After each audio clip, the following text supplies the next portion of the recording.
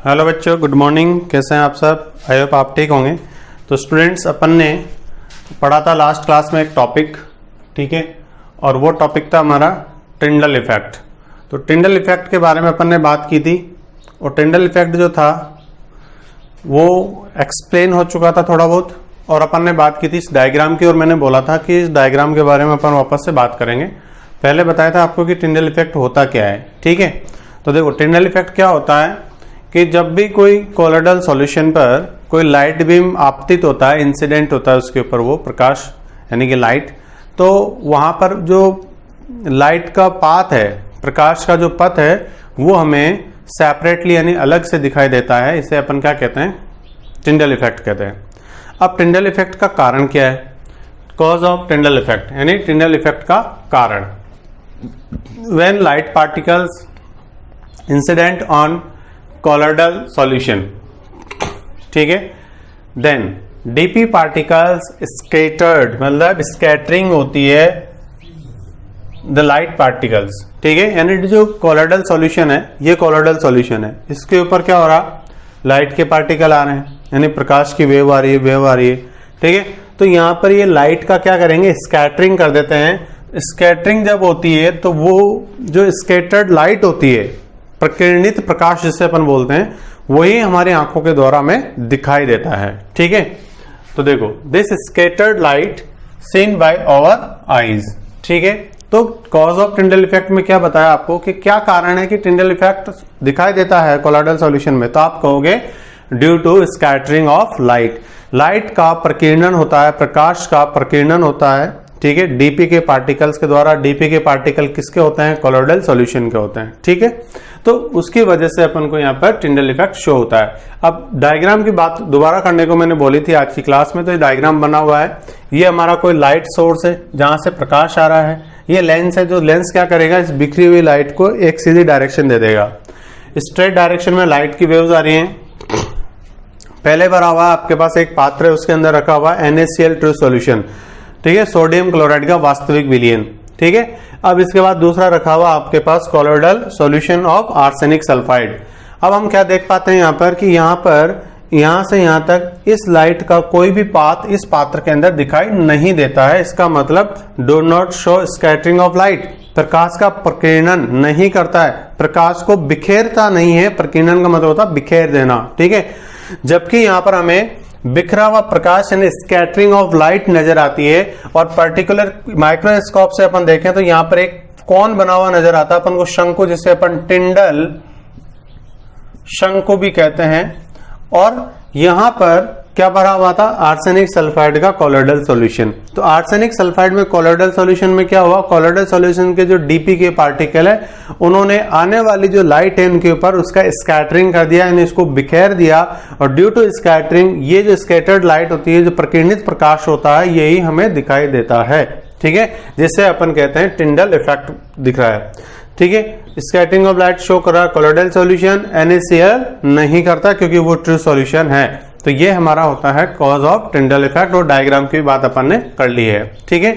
एक बार और शॉर्ट में बता देता हूं, ट्रू सॉल्यूशन में स्कैटरिंग ऑफ लाइट नहीं दिखता, it means true solution Tyndall effect show नहीं करता, ठीक है। अब बात करते हैं कोलोइडल सॉल्यूशन की। तो यहाँ पे डीपी के पार्टिकल, जो हमारे पास लाइट है, उस लाइट के पार्टिकल का स्कैटरिंग कर देते हैं, प्रकीर्णित कर देते हैं। तो प्रकीर्णित किया हुआ प्रकाश यानी स्कैटरिंग की हुई लाइट ही हमें आंखों से दिखाई देती है। तो यहां पर ये colloidal effect Tyndall effect show करता है, ठीक है। अब आगे अपन बात करते हैं कुछ फैक्ट पॉइंट्स की।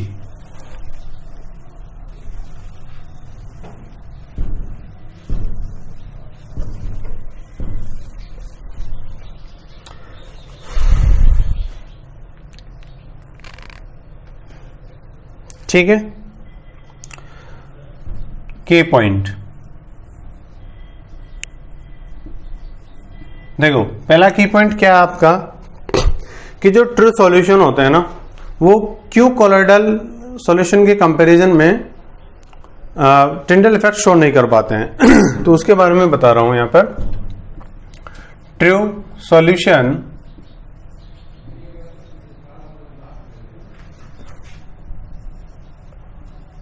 do not show true solution do not show true solutions do not show Tyndall effect.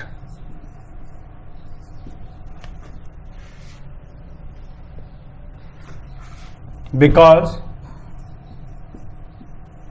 मान लो बोर्ड में क्वेश्चन आ गया कि true solution colloidal true solution जो है वो टिंडल इफेक्ट शो नहीं कर पाते हैं, कारण बताइए। तो true solution do not show Tyndall effect because size of DP particles is small.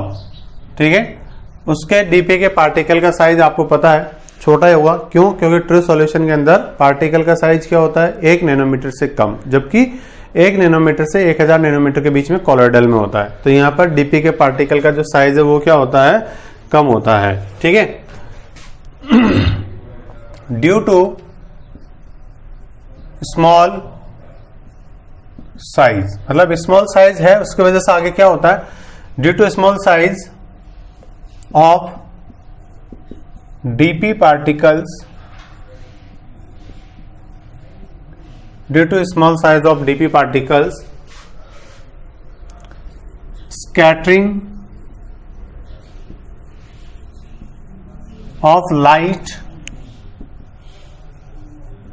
Not visible by our eyes. होता क्या बच्चों, देखो जो वास्तविक विलीन होता है, जो ट्रू सॉल्यूशन होता है, उसके अंदर भी लाइट जब आती है, जब प्रकाश उसके ऊपर आपतित होता है, लाइट इंसिडेंट होती है, तो स्कैटरिंग तो होती है। ठीक है, अगर हकीकत में देखा जाए तो स्कैटरिंग होती है, बट वो स्कैटरिंग होने के बाद जो स्कैटर्ड लाइट होती है, जो प्रकीर्णित प्रकाश होता है, वो हमारी दृश्य क्षेत्र में नहीं होता, विजिबल रेंज में नहीं होता, देखने योग्य नहीं होता, तो दिखाई नहीं देता।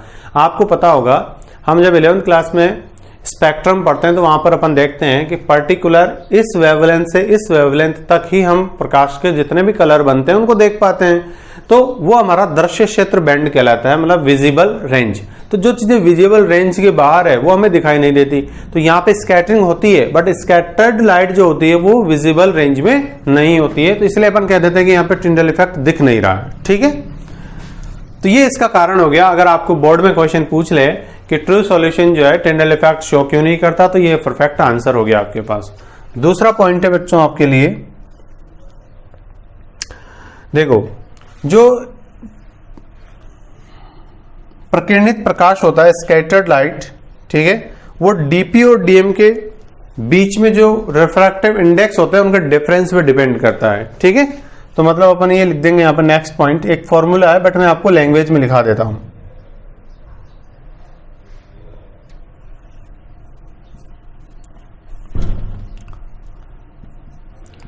इंटेंसिटी ऑफ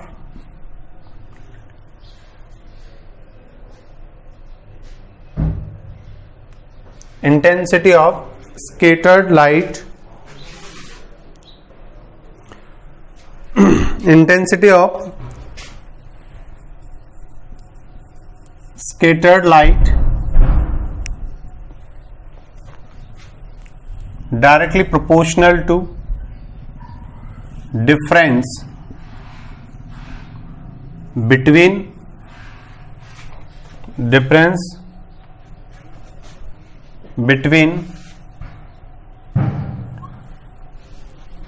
ऐसा लिख, difference of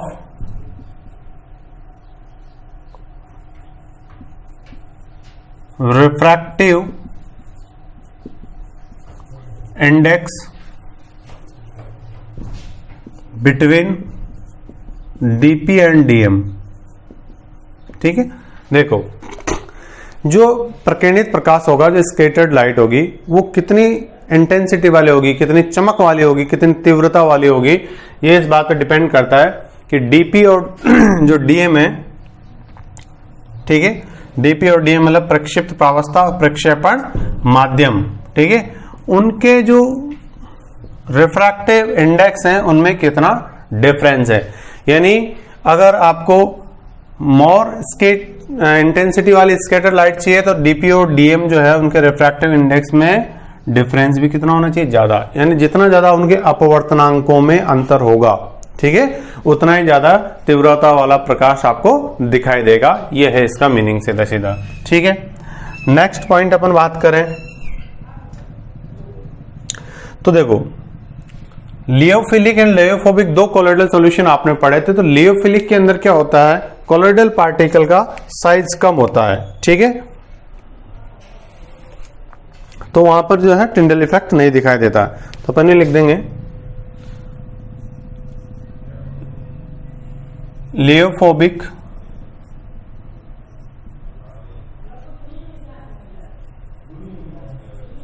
colloidal solution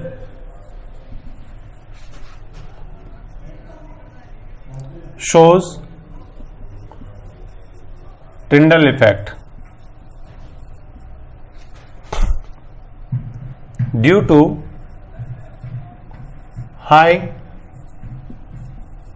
difference between dp and dm refractive index, but लियोफिलिक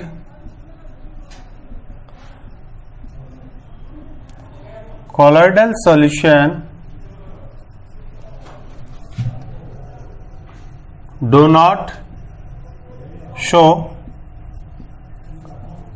Tyndall effect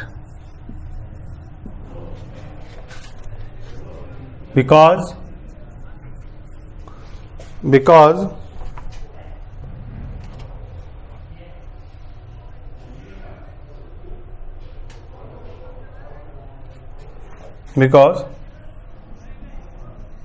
they have less difference of size या फिर less difference of refractive index। देखो लियोफिलिक जो होता है वो क्या होता है, द्रव स्नेही। द्रव स्नेही में क्या होता है, डीपी और डीएम के कणों का जो आकार है वो लगभग, ठीक है, बराबर होता है, ठीक है। जब लगभग बराबर होता है तो वहां पर डिफरेंस बहुत कम होगा। जब डिफरेंस बहुत कम होगा तो उनके रिफ्रैक्टिव इंडेक्स यानी अपवर्तनांकों में अंतर भी बहुत कम होगा। तो वहां पर देखो जो स्कैटरिंग होगी उसकी तीव्रता एंड इंटेंसिटी बहुत कम होगी तो दिखाई नहीं देगा। अब लियोफोबिक में क्या होता है कि वहां पर तो बिना मतलब के जबरदस्ती आप बनाते हो, वो सॉल्यूशन नेचुरली बनते नहीं है, तो वहां पर डीपी और डीएम के बीच में अंतर होता है, तो उनके उनके रिफ्रैक्टिव इंडेक्स में भी डिफरेंस होता है। और जब रिफ्रैक्टिव इंडेक्स में डिफरेंस होगा तो ज्यादा इंटेंसिटी वाली लाइट आपको दिखाई देगी, ज्यादा तीव्रता वाली लाइट दिखाई देगी। जैसे आप देखते हो कि एक तो बल्ब है बहुत डिम जल रहा है, बहुत धीरे धीरे जल रहा है, बहुत कम इंटेंसिटी, एक बहुत चमक वाला बल्ब है तो आपको दूर से दिखाई देगा, बहुत अच्छा दिखाई देगा। तो वही चीज यहाँ पर है, ऐसी लाइट जिसकी इंटेंसिटी बहुत कम है, एक ऐसी लाइट जिसकी इंटेंसिटी बहुत अच्छी है, वो ज्यादा अच्छी तरह से आपको दिखाई देगी, बहुत अच्छे तरीके से विजिबल होगी, ठीक है। तो याद रखना लियोफोबिक जो है वो शो करते हैं, ठीक है, और लियोफिलिक शो नहीं कर पाते हैं। टिंडल इफेक्ट कारण क्या है, क्योंकि यहाँ पर स्कैटरिंग जो होती है उसकी इंटेंसिटी बहुत कम होती है और यहाँ पर स्कैटरिंग जो होती है लाइट की उसकी इंटेंसिटी बहुत ज्यादा होती है। बहुत ज्यादा होने का कारण क्या है, बहुत ज्यादा होने का कारण है यहाँ पर डिफरेंस होता है डीपी और डीएम के अंदर, और यहाँ डीपी और डीएम में डिफरेंस नहीं होता है। तो जो भी एक की पॉइंट है, हमने 3 की पॉइंट बनते हैं टिंडल इफेक्ट के, वो लिख लिए, ठीक है। अब आगे अपन बात करते हैं एक क्वेश्चन जो कि बहुत फेवरेट क्वेश्चन है बोर्ड एग्जामिनर का, और आपसे पूछ ही लिया जाता है लगभग 1 साल छोड़कर 1 साल, तो ये क्वेश्चन बहुत अच्छा है। क्वेश्चन क्या आता है, write the 2 conditions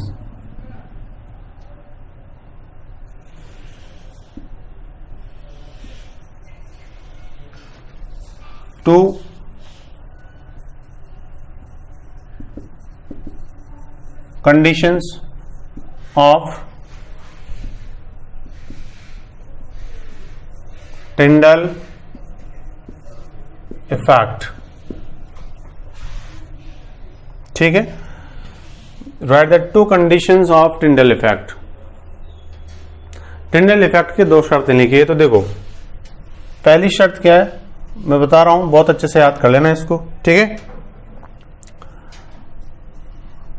the diameter of DP particle, diameter of dp particles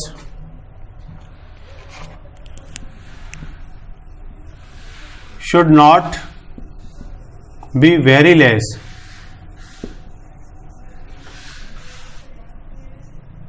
than wavelength of light। ठीक है, जो लाइट वहां पे यूज की जा रही है उसकी वेवलेंथ के तुलना में उनका जो डायमीटर है डीपी के पार्टिकल का वो बहुत ज्यादा कम नहीं होना चाहिए।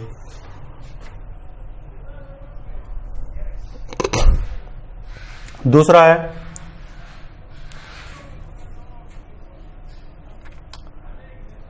The difference between DP and DM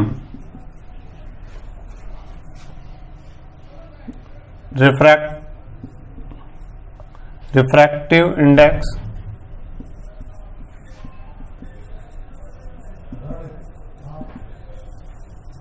should be high. Refractive index में जितना ज्यादा डिफरेंस होगा उतना अच्छी इंटेंसिटी वाली लाइट आपको दिखाई देगी। तो दो शर्तें हैं, difference between DP and DM refractive index should be very high, अंतर अधिक होना चाहिए, और वेवलेंथ की तुलना में डायमीटर जो है वो बहुत ज्यादा कम नहीं होना चाहिए। ये दो शर्तें हैं कोलोइडल सॉल्यूशन की, ठीक है, जिनके साथ वो टिंडल इफेक्ट शो करता है। ठीक है,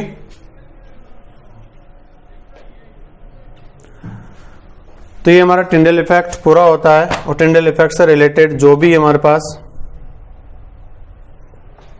क्वेश्चन बन सकते हैं पॉसिबल वो यही है। ठीक है, इसके अलावा एक और क्वेश्चन है जो डायरेक्टली इनडायरेक्टली पूछ लिया जाता है, उसके बारे में अपन जिक्र करेंगे। वैसे आपने छोटी क्लासों में भी ये पढ़ा होगा। देखो बच्चों, एक लास्ट क्वेश्चन है, कभी कभी पूछा जाता है, नहीं पूछा जाता, बट कंपटीशन एग्जाम में जैसे आप जेईई मेंस दोगे, नीट दोगे, तो वहां पे इससे रिलेटेड क्वेश्चन मिल जाता है। तो देखो फैक्ट क्या है, पहले देखो वेवलेंथ लैम्डा की वैल्यू अगर बढ़ेगी तो स्कैटरिंग ऑफ लाइट कम होगा, यानी कि अगर ये बढ़ेगा तो ये कम होगा, यानी कि वेवलेंथ लैम्डा और स्कैटरिंग ऑफ लाइट, तरंग दैर्ध्य और प्रकाश का जो प्रकीर्णन है उसमें इनवर्स होता है रिलेशनशिप, यानी कि स्कैटरिंग ऑफ लाइट अगर बढ़ेगा तो इसको कम होना पड़ेगा, और ये अगर बढ़ेगा तो इसको कम होना पड़ेगा। सीधी सी बात है, इनवर्स आप जानते हो 12th क्लास के बच्चों। देखो अब होता क्या है, ब्लू कलर होता है हमारे पास, उसकी वेवलेंथ लैम्डा क्या होती है, मिनिमम लैम्डा, यानी तरंग दैर्ध्य उसकी कम होती है। अब जब उसकी तरंग दैर्ध्य ये सबसे कम है तो स्कैटरिंग ऑफ लाइट सबसे ज्यादा होगी। ठीक है, इसका उदाहरण अपन को कहां देखने को मिलता है, sky and sea appears blue in colour. तो क्वेश्चन आ सकता है, why sky appears blue colour, आसमान हमें नीला क्यों दिखाई देता है, समुद्र का पानी, नदी का पानी दूर से देखने पर नीला क्यों दिखाई देता है। तो देखो वहां पर जो ब्लू कलर दिखाई दे रहा है आपको, उसकी क्या है, वेवलेंथ मिनिमम है, स्कैटरिंग बहुत ज्यादा हो रही है, बिखरा हुआ नजर आएगा, तो सारा आसमान आपको नीले कलर का नजर आएगा। जो चीज जिस कलर में ज्यादा बिखरी हुई है तो वो वैसे ही नजर आएगी आपको। ठीक है, इसका अपोजिट रेड कलर को ले लें, तो रेड कलर जो है मैक्सिमम वेवलेंथ होती है। ठीक है, मैक्सिमम वेवलेंथ होती है, तो ये मिनिमम स्कैटरिंग करता है, कम से कम इसका प्रकीर्णन होता है। इसका देखो एग्जांपल क्या है, उदाहरण, जितने भी सड़क पर आप देखते हो चेतावनी वाले जो बोर्ड होते हैं, साइन बोर्ड जिन्हें अपन कहते हैं कि आपको इधर मुड़ना है या इधर मुड़ना है, या आगे ब्रिज है या आगे कोई क्रॉसिंग है, ये सब कुछ जो बना होता है वो एक रेड कलर से लिखा हुआ होता है, या रेड कलर की एक प्लेट लगी होती है, उसके अंदर व्हाइट कलर से बने होते हैं फिर। ठीक है, अब ऐसा क्यों किया, क्योंकि रेड कलर की जगह कोई दूसरा ब्लू कलर ले लेते, क्या फर्क पड़ जाता, फर्क पड़ जाता बेटा।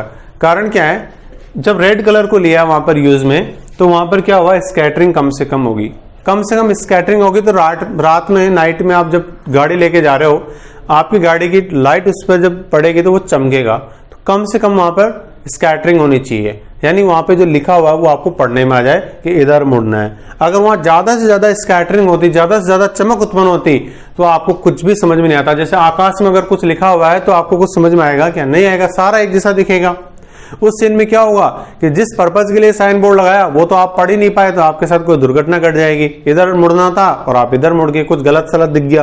तो कम से कम वहां पर प्रकीर्णन हो, इसके लिए रेड कलर को यूज में किया जाता है, ताकि वहां पर सुस्पष्ट रूप से क्लियरली आपको जो लिखा हुआ है वो पढ़ने में आ जाए, जितने भी साइन बोर्ड है वहां पर। ठीक है, अगर अपन उसकी जगह कोई दूसरा यूज में लेते हैं तो प्रॉब्लम आ जाती।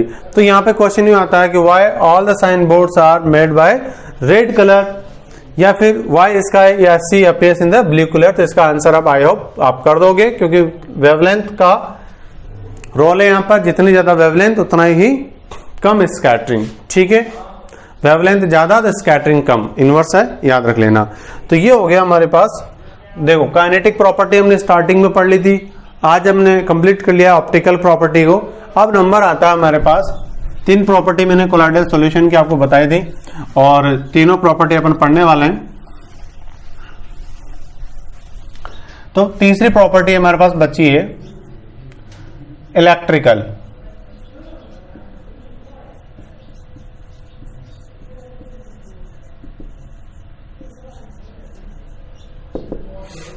इलेक्ट्रिकल प्रॉपर्टीज, ठीक है, यानी कि वैद्युतीय गुण। इलेक्ट्रिकल प्रॉपर्टीज में अपन आगे पढ़ेंगे इलेक्ट्रोफोरेसिस वगैरह, जो कि हमारा बड़ा टॉपिक है, तो अपन उसको नेक्स्ट क्लास से स्टार्ट करेंगे। एक चीज मैं आपको बता दूं, आपका जो नया सिलेबस है बोर्ड का वो जारी हो चुका है। 2020 वाला जो सिलेबस था उसमें कुछ उन्होंने कम ज्यादा करके जैसे भी एडजस्ट किया, फाइनली सिलेबस आपको पीडीएफ की फॉर्म में मिल चुका है। अब आप ये समझ जाओ कि आपके एग्जाम होंगे। जो बच्चे इस उम्मीद में थे कि एग्जाम नहीं होंगे या सरकार कुछ राहत दे देगी, तो ऐसा तो कुछ नजर आ नहीं रहा है। आपके एग्जाम होंगे, पहला पॉइंट। दूसरा पॉइंट ये है कि आपको पढ़ते रहना चाहिए ऑनलाइन क्लासेस को। सरकार इस बात को कंसिडर करेगी कि हमने ऑनलाइन पढ़ाने को बोला था और आपने ऑनलाइन क्यों नहीं पढ़ा, आपकी गलती मानी जाएगी, सरकार अपनी गलती नहीं मानेगी। इसलिए आप पढ़ते रहो, ठीक है। ऑनलाइन क्लासेस को सीरियसली लो।